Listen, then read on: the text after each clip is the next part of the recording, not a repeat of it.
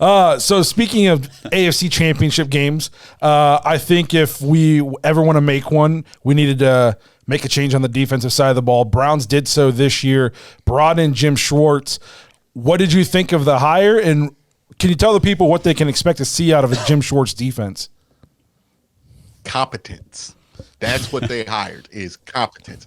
A competent professional defensive coordinator. He has been a defensive coordinator for 20 plus years. He comes from the Jeff Fisher system. He is competent at the end of the day. Now, is his defense going to blow your mind? Is it going to be like new world-changing stuff like the 49ers do? No. But guess what? When you have Myles Garrett, you don't got to get that creative. That's why you have Myles Garrett, right? Like, you don't draft Myles Garrett because you want to get creative with how you use him and all. You draft Myles Garrett because they got to get creative on how to stop him, which allows you to become very simple on the other side of the ball.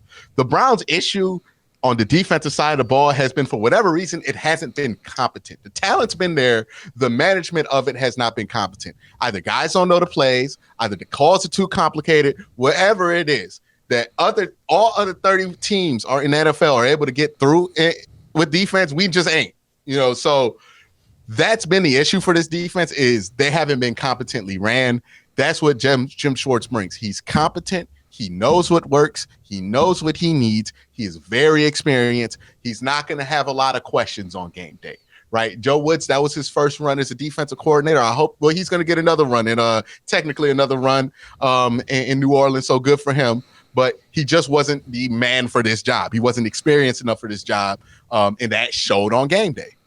What Jim Schwartz is bringing is competence. Now, would that be the best defense in the NFL? I don't know, but with this talented group, I wouldn't be surprised if it's in the top 10 in the NFL, because I just don't feel like it's hard to have a good defense when you have JOK, when you have Myles Garrett, when you have Denzel Ward, when you have Greg Newsome, when you have talented players.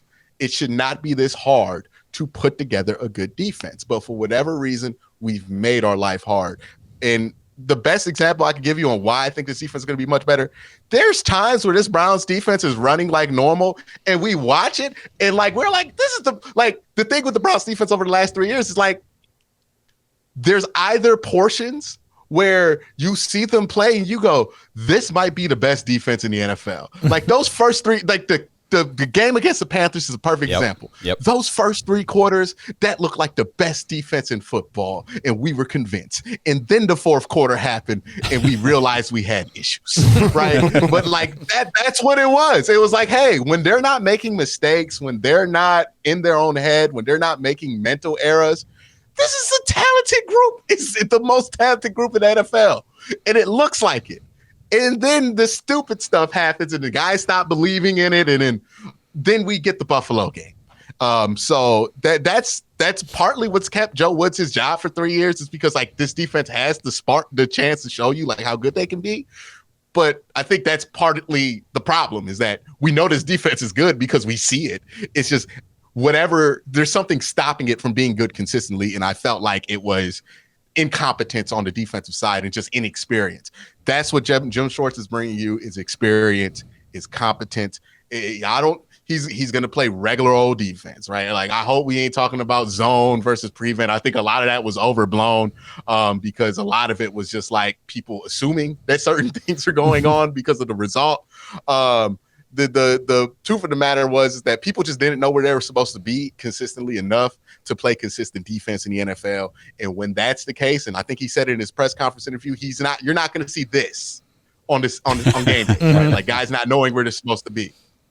If that was eliminated the last 3 years, the Browns might have went to an AFC Championship game once or twice. If we just didn't have this every Sunday, because I can count 10 wins over the last 2 years that would have been wins instead of losses because of this. We just didn't know, you were supposed to be there. I thought I was supposed to be here. How is Denzel Ward a Pro Bowler, a multiple-time Pro Bowler, a first-team NFL player, and John Johnson a Pro Bowler?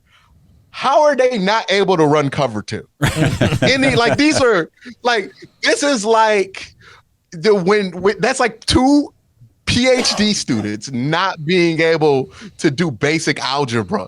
And at some point you have to ask, is the calculator broken? Like something's clearly gone wrong because these two are capable of it. And that's where I was like, there's got to be a breakdown with communication that starts with coaching, because John Johnson and Denzel Ward should not be arguing each other about where they should be on the field, because these are two players. We know they good. We know they're both good. We've seen them both be good. So the fact that they could not be good in concert, this isn't like a Baker Odell thing where it's like the chemistry wasn't there. There's no chemistry really with that. That's just running a play. They can't run a play functionally. No defense is going to be good no matter the talent there. And I just think with Jim Schwartz there, you're going to be able to run plays functionally. And this defense is going to be so much better just because they will be functional. I think I had a football coach growing up who always said, if you're thinking, you're stinking. So I just felt like in Joe Wood's defense, they just too much second guessing themselves. I think Jim Schwartz is going to simplify it so much where they're going to be reacting based on instinct, a lot less thinking, and it's going to allow them to play fast and aggressive. So he was the guy I wanted them to hire. So I was excited to see it. And it's like this, like it might not be that he was asking them to do too much. It's like how he's communicating it to them. We all had people like that aren't the greatest communicators in the world because like they think of too much at one time. And they're like, hey, John, I need you to cover the flat, but also like, do this and that. And it's like, too much at one time. Mm-hmm. And it's hard to figure out what's the order of operations there. Right. And that's partly because Joe Woods is inexperienced. So he might have just been giving him the rules like he would give a DB coach. And the DB coach would give the rules like that, knowing I have time to fix this up. But as a defensive coordinator, he doesn't have time to work with that position group and make sure that those things are fixed. So it might have been like just barely poorly given out, and then the rules are different between different players, and it just wasn't thought out as this big piece of a defense. So then when it gets played, there's a lot of questions. Jim Schwartz has been running this defense for a while. I'm gonna use a video game analogy. Jim Schwartz's defense is a game that's been patched for like 3 years. Like all the bugs are gone. The game has been, you're not going to go in there and things are going to start glitching out. It's been bug tested thoroughly. He's been doing this for a while. Joe Woods, we had that day one patch and it was like Cyberpunk when it first released. It was like, man, I don't know. Like, it keep crashing. Like, I don't know what's happening. That's the best way I could put it, is that we were running the beta when it comes with Joe Woods' defense. I think Jim Schwartz is going to be a much more established, like, hey, this is how this is done, and this is done for this reason. So the lines of communication are just going to be much clearer, and guys are going to understand what they're going to do. I don't even think it's going to be more simple. I don't think that was the issue. I think it's just going to be communicated better, and the complex parts of this defense are going to be understood better because it comes from somebody who has taught those year in and year out and year in and year out at a high level. So it's a good point. That matters a lot. Yep. So the Browns this week made another coaching change, letting Mike Preifert go. The special teams were, I feel like everybody knew they were a problem, but they were more focused on the defense. The special teams were not great the last couple of years. Were you surprised that the Preifert firing came when it did? And then what do you think of the Ventrone hiring? Oh, the Bubba Ventrone hire is a home run. You look at his history, at least on Pro Football Focus. Every year he's been there. They've been plus 12 in the NFL, plus 5 for 3 years there. So he's a very good special teams coordinator. And I say this a lot because I hear this from guys in the NFL when they talk about it. Special teams coordination is less about like the X's and O's and a lot about the Jimmies and Joes when it comes to this, where it's like, how can you work your relationships with people, right? Because you're talking about guys who were the best player at a very good SEC school and then being like, hey, Greedy Williams, how about you want to try Gunner? And you have to convince somebody who was a second round pick, like, if there's like when you play football, you know that there's certain things that if you're good enough to play this position, you're not going to be asked to do special teams, right? Special teams is for the people that are trying to find themselves, unless you have like a coach who's like real hell bent on the starters playing special teams. It's usually how that goes. So you go your whole football career thinking, I'm good at outside corner. I don't gotta do those special team stuff. That's for the young guys. And then you get to the pros, and now you one of them guys that they're gonna throw into the fodder as special teams. Somebody has to be able to convince you to do that and convince you to do that well. It's not like complex stuff that they're being taught, but it's still a new position. And Bubba Ventrone, if he's that good at special teams coordinator, it tells me he's a good communicator. And communication is also one of the things I felt like was an issue with this head coaching staff, where we weren't communicating roles effectively to players or in ways that players were receptive to, because every year, even though I think Kevin's a good coach, Kevin should stay, and he's technically brilliant, I think he has some issues where it comes to how he communicates these ideals with players, because every year we hear about players having an issue with their role and how they were talked to and all this. And it's partly because they're not good at that, right? They didn't have that diversity of minds in there. Now they have an experienced coach in Jim Schwartz in there who's been doing this a while. Former head coach, guy's been in the league forever, knows how to talk to players, is not perceived as an asshole. And then you have Raymond Ventrone, who's a former player, I caught myself because I said recently, and this was like his last season was 2014, which feels recent to me. Yeah, I know, it's crazy. But like, so 2014, he was in the league recently, well, in this era.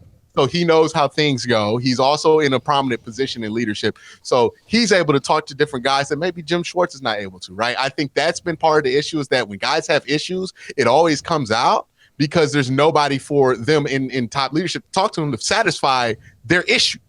Now there's a better chance of that getting caught. And when that stuff gets caught, your team's going to get better because they're going to be able to work together better and understand which roles they're going to get. So I think the offseason hires were pretty much best case scenario. I don't think they could have done much better than what they did. And I think that's a positive sign, right? One of the things I wanted Kevin to do in the offseason was get rid of some assistants, wipe out some of the assistant coaching staff, and get experience and former players on staff. And that's what they've done. So I can't sit here and turn around and be critical of it when that's exactly what I wanted it to do. So I feel good about it. Now, will it be successful?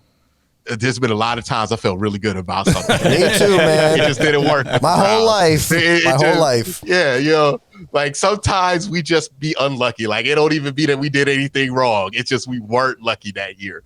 So that could always play out. But I think that they're doing the best to maximize their odds is what I'll put it as. I think that's a very good point too with like the communication styles, because I think I've said it on our show before. Stefanski kind of reminds me of an engineer. He works at a factory and he's a manager because he's smart and processes, but then he'll go up to his employee and just like be extremely blunt and make the kid cry and go to the bathroom and cry.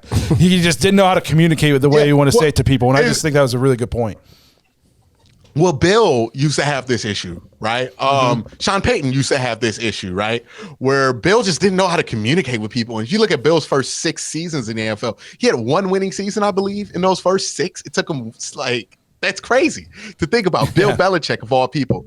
But it's because Bill was largely in the part of the reason he got ran out of Cleveland, wasn't allowed back into Baltimore when they changed franchises, was because like Bill, and this is known at that time, was an asshole. Like he was a much less, like he's not like Mr. Cuddly Bill Belichick now or anything like that, but he's learned to soften up and to be able to communicate guys and talk to guys better with that. But they just weren't able to communicate. They had a lot of brilliant people in that coaching staff in 94, 95, right? Nick Saban and Bill Belichick, but they were both at stages of their careers where they knew they were brilliant. They knew what they were talking about, but they didn't understand the people element of this. Is like, hey, people ain't just going to believe you know what you talk about just because you right?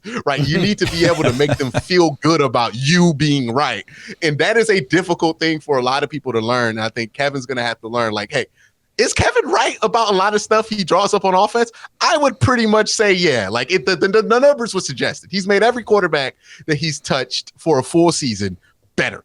Like you can look at it. Baker had his best year. Kirk had his best year. And Jacoby had his best year under him. That's not a coincidence. He's very good at that.